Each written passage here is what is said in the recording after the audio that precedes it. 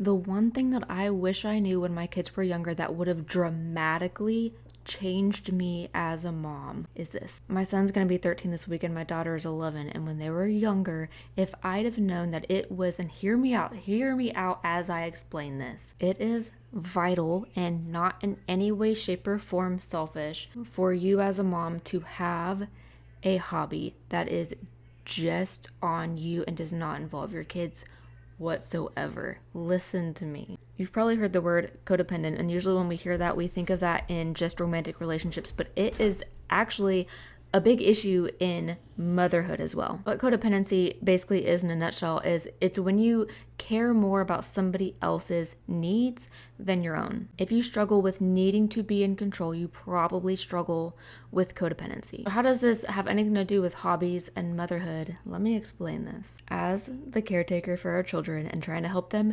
survive and grow in the world and do well when they do eventually leave the nest, we have a tendency to think that we can handle everything better than they can. And obviously, the younger they are, it makes sense. But we're also doing our kids a disservice if we don't let go a little bit and allow them to figure some things out on their own. And as they get older, if they get in the habit of constantly looking to just you to fix all of their problems, they're never going to grow the confidence in themselves to be able to learn how to fix things when they are older. And one thing that we know about children is that they're sponges. So when they're little, they are absorbing everything. They don't even realize that that's what's happening, but they're absorbing everything. And what they're absorbing is creating them into the adults they're going to one day become. How this relates back to hobbies, something that hobbies does for us is it actually helps us to become better mothers. For starters, if we're able to step away and do something for just ourselves, then we can come back to our children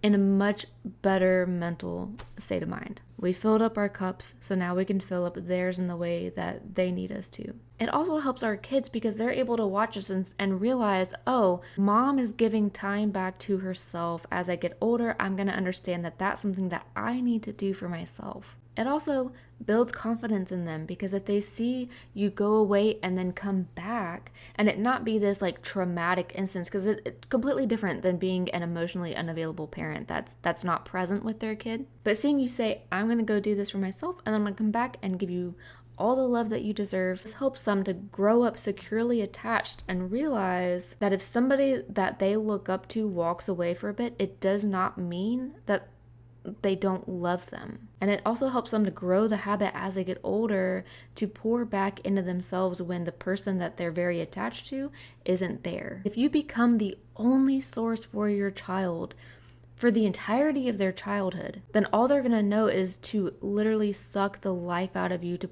give themselves life. That depletes you, and it also does them a disservice of growing up secure and confident and knowing how to take care of themselves emotionally. One of the biggest things that we struggle with as moms is losing our sense of identity. And if our kids are watching us and we don't know how to create our own identity even as adults, or if it's so easy for us to lose that identity, how can our kids look at us when they're looking at us to learn from us and grow from us, but they don't know what they're learning if we can't do it for them, for ourselves? So this is your sign now to hand off your precious loved one to your spouse or their grandparent. Pick up a paintbrush, pick up a camera, pick up a journal and a pen, go take a bubble bath.